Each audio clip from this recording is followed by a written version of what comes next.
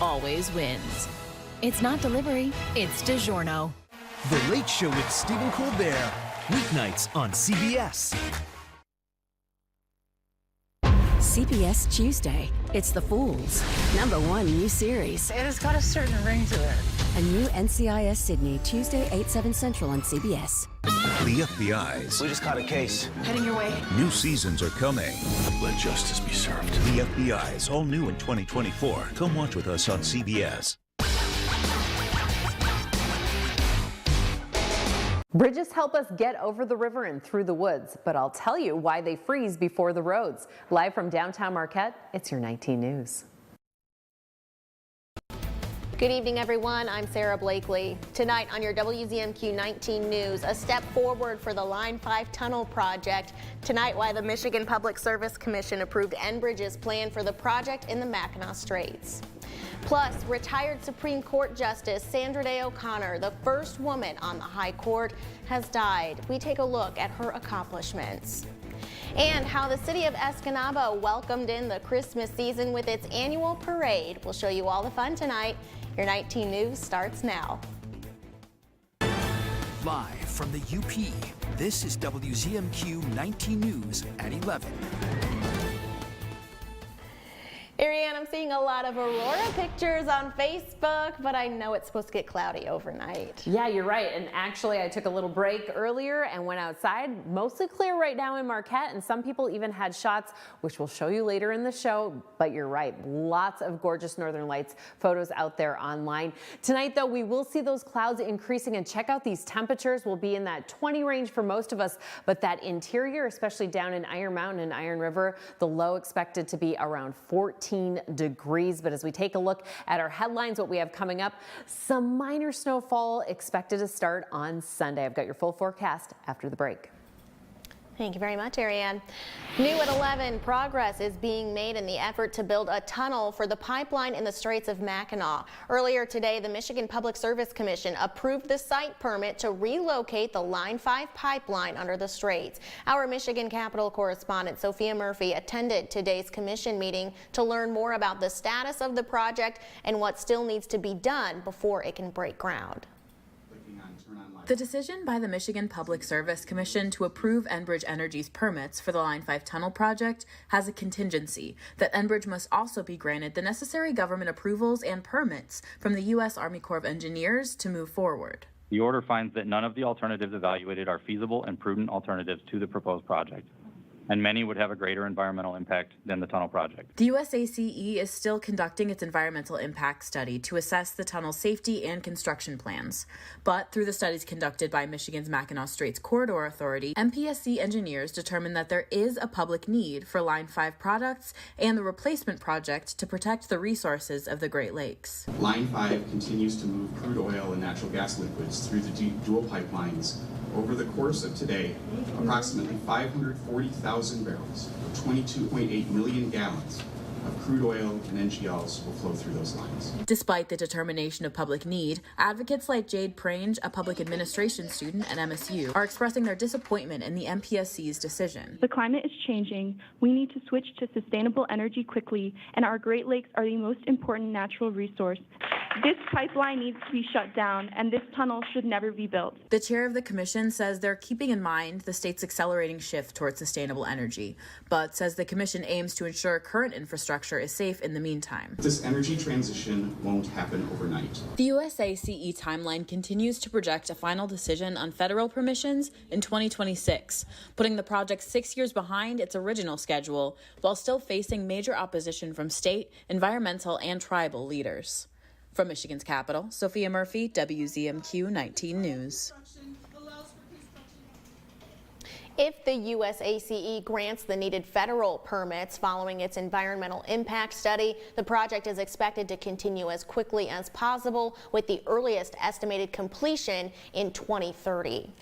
In Washington, embattled New York Congressman George Santos is officially out of the House. Members voted 311 to 114 to remove him, making him the 6th member to ever be expelled. It comes after a scathing report released by the House Ethics Committee that found several ethical violations in addition to his federal indictments.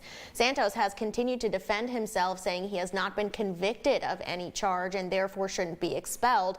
But in a press conference before today's vote, Long Island lawmakers and Santos's own constituents said it isn't about being convicted, it's about morality and about being honest with those you were sent to represent.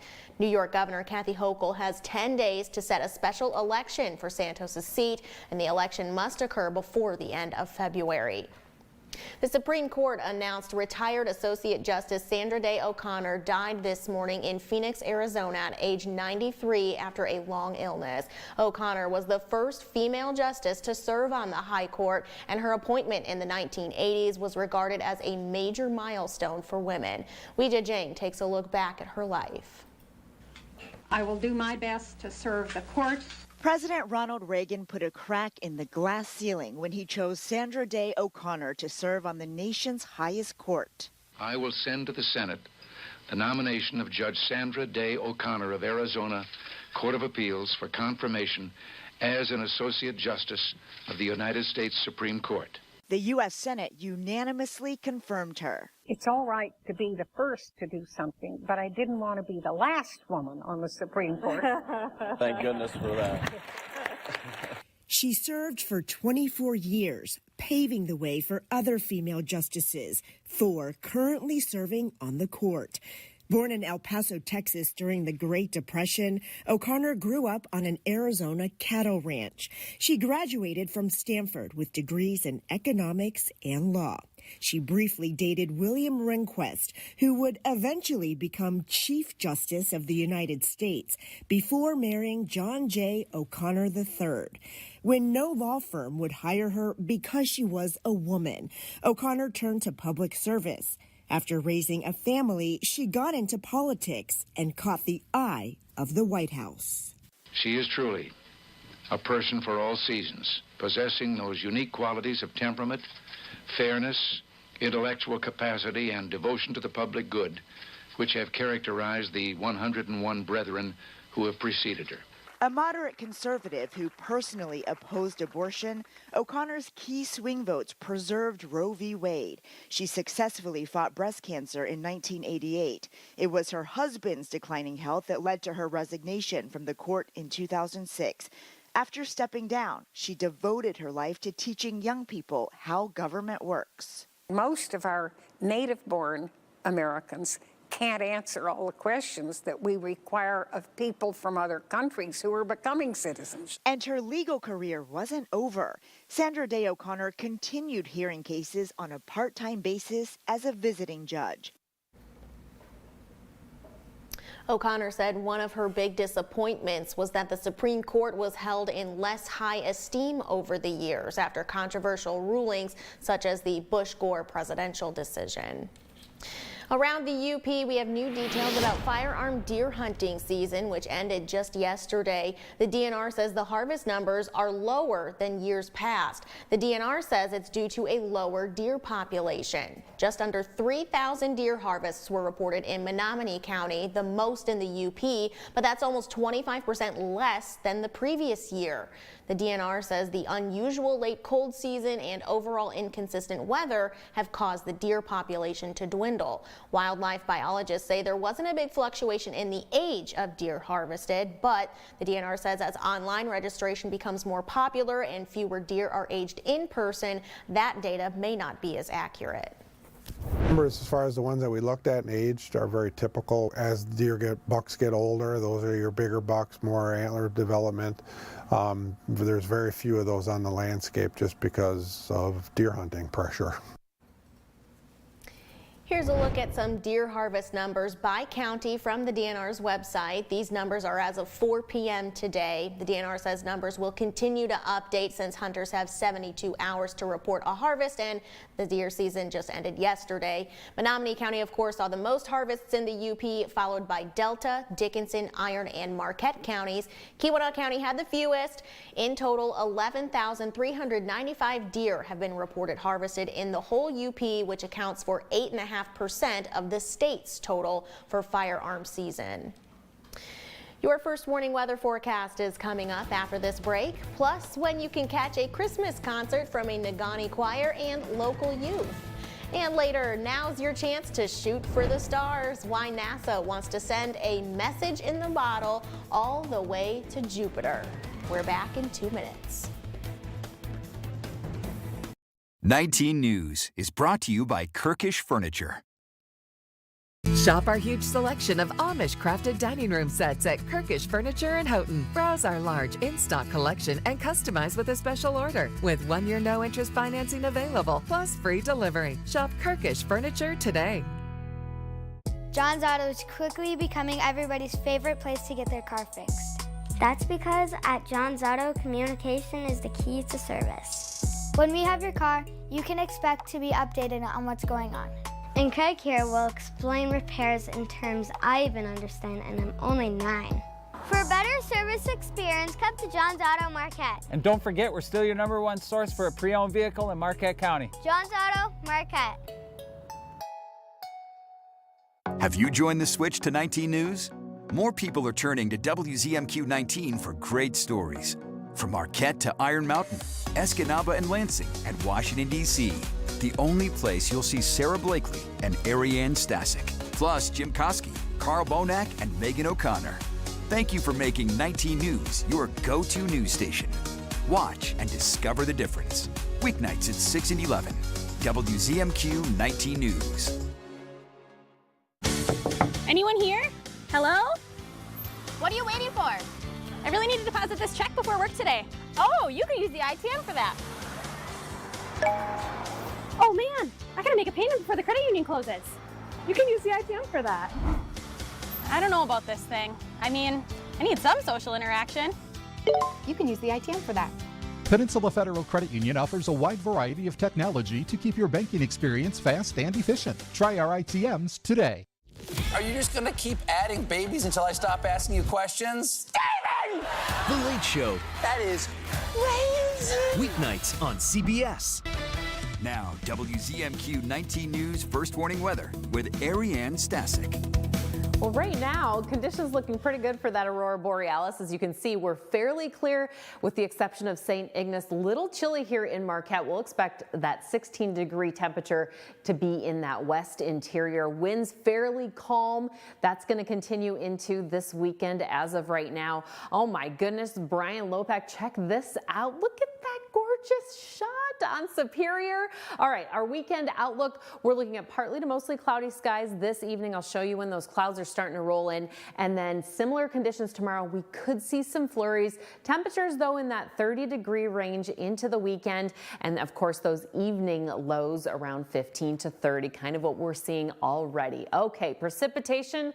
Oh man, the mitten getting a lot of snow, mixture, and rain. We'll see that later on this weekend, but currently we're looking nice and dry. Could be a good time to venture out because check it out. Here's where we are. This is our viewing area for those northern lights tonight. So you still have time to get out there. I know people have been rolling in the shots from 8 o'clock on. So really gorgeous shots. Thanks everybody for sharing. Around 2 a.m. here's what we're seeing for cloud coverage. Those snow showers kind of over the lake. And then as we make our way into Saturday, we'll expect mostly cloudy skies to start. Again, snow showers along the lake. We could see some here in Marquette, but most of that activity down south and even over in the east side. More so though on our Sunday. Take a look here. The morning is going to be cloudy skies again. And then around noon, Delta County, Menominee County, we'll see some snow showers, things hopefully clearing out there by the evening. We could see minor accumulations even into early next week. But for Saturday, I'm sorry to say, friends, not expecting a whole lot of snow, but that's okay. You can still have fun. Lots of hot cocoa for your evening in the winter wonderland up there in Houghton, because those temperatures are going to be really chilly, around 32 degrees. You won't have to deal with that wind chill factor as of right now. Clouds starting to move in and increase over the evening, but it should be a lovely night for that event. All right, our 7-day outlook for Marquette will be in the mid-30s into the weekend. Chances of snow showers, again, like we talked about on Sunday, and then likely to return on Tuesday here in Marquette, maybe even Wednesday. Possibly there that first day of Hanukkah, we could see a mixture of rain and snow. Okay, I said we've got some Northern Lights photos. This again is Brian Lopek. Love this shot. I'm just gonna sneak out of the way. Go ahead, Joe, if you want to take that fully. This is on Superior in Marquette, and then we also have CJ Rome's out in KI Sawyer. Check those out, purples and greens. And again, we saw this one earlier from Brian Lopek. One more here. Oh, nope, we're out of time. I've got more on the way, though, in about 15. Thank you very much, Ariane. Tonight, the city of Escanaba gathered downtown for its annual Christmas parade. This year's parade followed a new route beginning at City Hall and ending near the marketplace. Local law enforcement and public safety officers led the parade, followed soon after by the 7- and 6-year-old Prince and Princess. The city band and high school band marched along the route as well, and Toys for Tots collected donations from the crowd. This year we served almost 2,000 kids in the Delta Menominee counties, and we want to be able to keep doing that. We want every kid to have a toy on Christmas. That's our purpose, to get toys in the hands of kids for Christmas Day. Merry Christmas! To learn more about donating to Toys for Tots or signing up your child to receive a toy, just head to WZMQ19.com. A men's choir in Negaunee is singing with kids this holiday season. Tonight, the Negaunee Male Chorus had its final rehearsal for its Christmas concert. The chorus members weren't the only ones rehearsing, though. They also had kids from Ishpeming and Negaunee with them, who will be singing alongside the male chorus at tomorrow's concert. The Negaunee Male Chorus governor says they hope singing with the kids will help keep them interested in choir as they get older. We can, have a strong relationship with the young kids. Maybe we'll get some of those kids to come and sing with us when they get our age. That concert starts tomorrow night at 7 p.m. in Ishpeming High School's Peterson Auditorium. Tickets will be sold at the door, $12 for adults, and kids 17 and under with an adult are free. Local artists, musicians, and photographers are coming together in Marquette this weekend for a special showcase. It's the first ever Cozy Art and Music Show, hosting over 30 artists. It features graphic novels, canvas paintings, photography, and more. It's happening now through Sunday at the Crib Coffee Shop on 3rd Street in Marquette. Each night also features live performances from local bands, and tomorrow night features 2 music video screenings. These shows and creating that platform for not just myself but all of my other artistic peers and contemporaries is important. I think that gets magnified to a certain degree in a small community like this. A reception tomorrow starts at 5 p.m., but the organizers encourage people to stop by anytime. Also this weekend, the UP Steam and Gas Engine Association is kicking off the holiday season and supporting a good cause in the process. Christmas in the Village began today at the UP State Fairgrounds. Attendees can explore the Antique Village, shop for unique holiday gifts and handmade crafts, enjoy some cocoa and cookies, and even tell Santa Claus what they'd like for Christmas. The only cost to attend Christmas in the Village is a non-perishable food donation, which will be given to local pantries. It's the Steam and Gas Engine Association's chance to give back to the community a little bit. During the fair, during the show, we're keeping our organization afloat, where this way everybody gets a chance to come and see the lights, see Santa, give a little bit back. Christmas in the Village continues tomorrow from 11 a.m. to 7 p.m. We have another recipe tonight from the home kitchen of the Upper Goddess. Tonight, Lori is showing us how to make a sweet topping you might not have known you could make yourself. Hi. Can you believe, Dean, we are making our own sprinkles? Should be fun. For cake. And I just think this is like the greatest thing ever. So here's the recipe that you're gonna use when you do it. So it's 1.5 cups of powdered sugar, 2 tablespoons of water, 1 tablespoon of corn syrup, and 1/2 teaspoon of vanilla. And always your colorings, because you want different colors. So these are gonna taste way better than the ones you buy, because they're gonna have this vanilla flavor. So the thing you wanna do is have one of these bags, and see that tip, that little circle? You're just gonna drop it down in there. And you're gonna cut the hole after you pour your stuff in there. But if you put this in a glass, it makes it a lot easier. So now what I did, which was super fun, and I had your input, Dean, because I was like, what colors do I mix to get different colors? So you can do your green, your blue, your red, and your yellow. Then you can mix the red and the blue for purple, and the yellow and the red for orange. Look at, so you're gonna pipe these out. Look at how fun! Dean! So now these sat overnight, and this is on parchment paper. You wanna make sure you put it on wax paper or parchment paper. So you're just going to, your kids would love this. Can you imagine if you make Christmas cookies and they're like, Mom, we made these sprinkles. And the other thing that's nice is they're not coated with wax. And these will last up to a year in a container, with a cover. So you're just gonna break these up. How fun is that? Look at how cute this looks. And listen, just like sprinkles. It's amazing. And I'm gonna taste that. Yum. And you did it. Give it a try. Keep smiling. Still ahead tonight, cracking down on retail crimes. With an influx of holiday shoppers, also comes an increase in crime. How police are catching thieves after this. Another thrilling week to play football. The NFL on CBS. Catch all the action this week on WZMQ 19. Denver takes on Houston Saturday at 1.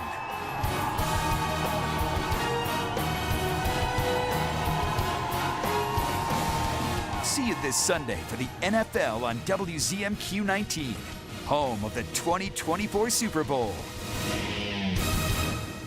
10 million people call Michigan home. The state capital since 1847 is in Lansing, and decisions made in this building affect you and the Upper Peninsula.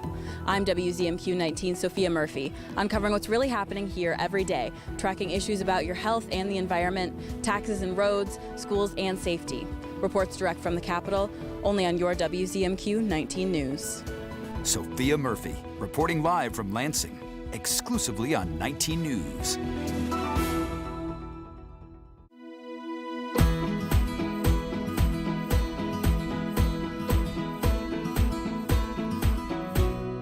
This is home, it's where we get along. This is home, and together we're strong.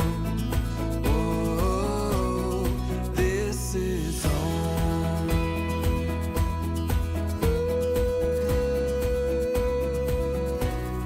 This is home, it's our town, it's our song. This is home, this is where we belong.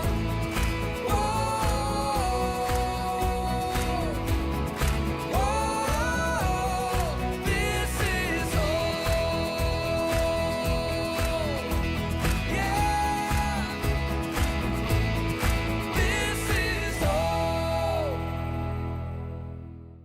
You're watching the award-winning WZMQ 19 News, live and local with Sarah Blakely.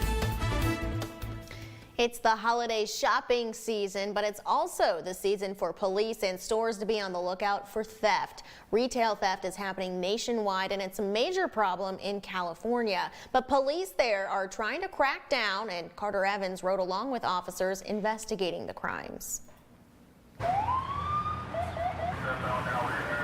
This is the moment California Highway Patrol officers moved in on a key member of a suspected retail theft ring in Los Angeles. Okay, they're getting ready to breach. Inbound now with your hands up. We'll see if he complies. CBS News was given exclusive access as authorities executed a search warrant after about 3 months of surveillance, making the arrest. Why is it important that people see this? It's important to understand the repercussions of committing these types of crimes. Sergeant Jimmy Everhart says a team of thieves traveled up and down the state, hitting multiple drugstores, then returning to Los Angeles to move the merchandise. Investigators found some of the stolen goods in a car, even a key used to unlock anti-theft security tags. Are these the people that we see on video walking into these stores, just walking right out? Yeah, they could either conceal it on their person or they conceal it in what we consider boost bags. So just because we see those videos, you guys are investigating those on the other end? Yes, sir. And we want the public to know we're out there and we're very proactive. Over the last 4 years, the CHP, the agency that operates the state's retail crime task force, has recovered more than $33 million worth of stolen goods, but it's a constant battle. So he's just loading up that bag? These thieves hit a store at the Citadel Outlets in Southern California over the Black Friday weekend. Wow, that was fast. Probably the whole thing was less than a minute. The outlet's owner, Steve Craig, says the mall's new license plate scanners identified the getaway car for police. This is not that individual shoplifting that we all kind of grew up with and heard about. This is an organized crime effort. Hundreds of cameras watch over the mall's entrances, exits, and corridors. And the security budget here even includes having sheriff's deputies on site. Is it working? I think it is. Grab your spacesuits. NASA is looking to send you to one of Jupiter's moons. Well, at least sending your name to Jupiter's moon. It's all part of their Message in a Bottle campaign for an upcoming mission. Our Washington, D.C. correspondent Rachel Knapp has the report. Space exploration is a shared human endeavor, and we want everyone to come with us on this mission. NASA is preparing for an out-of-this-world mission. A mission 1.8 billion miles away to explore one of Jupiter's moons, Europa. There's really strong evidence that underneath its icy crust, there's a giant liquid saltwater ocean. And Europa Clipper is going to study this moon in more detail, and it's going to help us understand what's going on the surface and what's going on underneath the surface, because on Earth, where we find liquid water, we tend to find some type of life. And if you're thinking about extraterrestrials, NASA says they're not quite looking for that kind of life. When we're talking about any type of life that might be at Europa, we're talking about microbial life. That's what would be most realistically there. NASA's Europa Clipper spacecraft is scheduled to take off next October, and they're inviting you to come along by participating in their Message in a Bottle campaign. Your name will be etched onto a microchip that will then be attached to the Europa Clipper spacecraft. Along with that, NASA says you're also signing your name to a poem written by U.S. Poet Laureate Ada Limon, which will also be engraved on the side of the spacecraft. And the poem it really captures what it means to be human and to ask these big questions.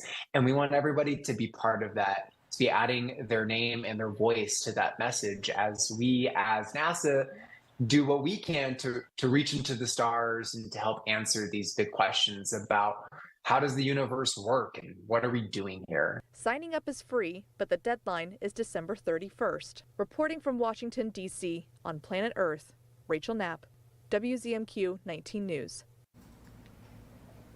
Now, this isn't the first time NASA has done a campaign like this. It has sent pieces of art, images, sounds, and greetings in different languages into space on other missions. So far, more than 1 million people around the world have added their name to NASA's Message in a Bottle. You can find the link to sign up for Message in a Bottle on our website, WZMQ19.com.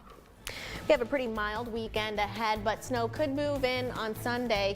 Ariane has the outlook on the way. And a popular event returns to the UP Children's Museum next week, when you can participate in the celebrity art auction. In our final story after this.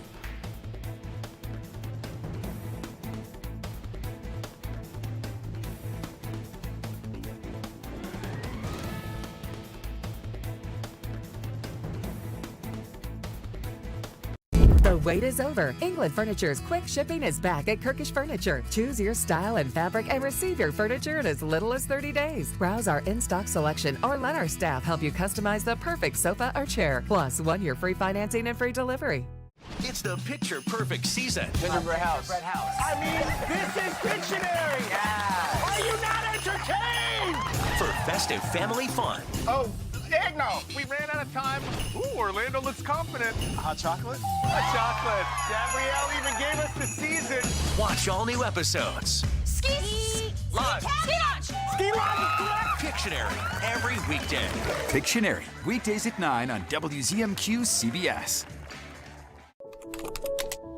Shriners Hospitals for Children is awesome. Wow, I was a really cute kid.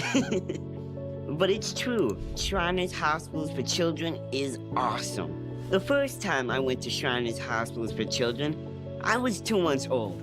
Since then, they have helped me with over 18 operations and thousands of rehabilitation hours. Because of their care, now I live a full, independent life.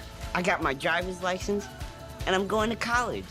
It's amazing to know that there's someone looking out for me and my family. And it isn't just the doctors and nurses who have been looking out for me. It was you. Thank you. Thank you. Thank you. So let's keep this amazing story going. All you have to do is go to loveshriners.org, and you'll be a part of something special too. Thank you so much. What's bothering Archie? Politics. What the Supreme Court says ain't got nothing to do with the law. Door tap. Goldfish. Come on now, I draw the line on goldfish. Sundays on MeTV 19.1. Some cloud coverage over here in the east and fairly clear to the west here. Check out that temperature right now in Ironwood, 9 degrees. It's going to be cold in that west interior. Tomorrow, though, we'll be in that 30-degree range. Some chances for sunshine, maybe even some snowfall. I did mention that we should talk about bridges, how and why they become icy first before the roads. Well, it's because of that heat loss, as you've got no ground underneath the bridge, making it really easy for that air to move all around the bridge and things to ice over quickly. Our 7-day outlook for Escanaba will be in that 30-degree range again into next week. Chances of snow in the morning on Sunday and then a mixture in the afternoon. And then we could see some snow returning on our Tuesday. Some more shots for us, friends. Check this out. K.I. Sawyer, some inland glows, and then even up in Aura. We're not going to have time for it, but I'll have it next week. Finally tonight, a popular fundraising event returns next week to the UP Children's Museum. It's the Celebrity Art Auction, now in its 20th year, bringing in hundreds of community members to support the museum. Over 20 different items and experiences will be up for auction, like art and photography, a 906 Adventure Team experience, even professional chef services. The museum's director says the tradition has always been a big hit, and it all helps support the museum's operations. Local celebrities of sorts. One of our artists is offering a full check meal. She's a chef and she's offering an amazing meal that you can have. So some of them are art pieces. We have photos, we have paintings, we have things like that. But the most of this is people doing what's important to them and what they're good at. The Celebrity Art Auction is Thursday, December 7th at the museum, starting at 5:30 p.m. If you've never been, you don't want to miss it. It's so cool. Gotta go. Yes. Down the intestine slide? Yeah, absolutely. And you get to play at the Children's Museum. Have a great weekend. We'll see you on Monday.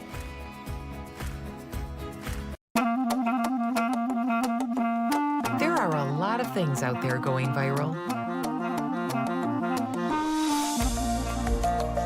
But this fall and winter, you can help keep your immune system from going viral and help protect it from the flu virus and the COVID-19 virus by getting your vaccinations.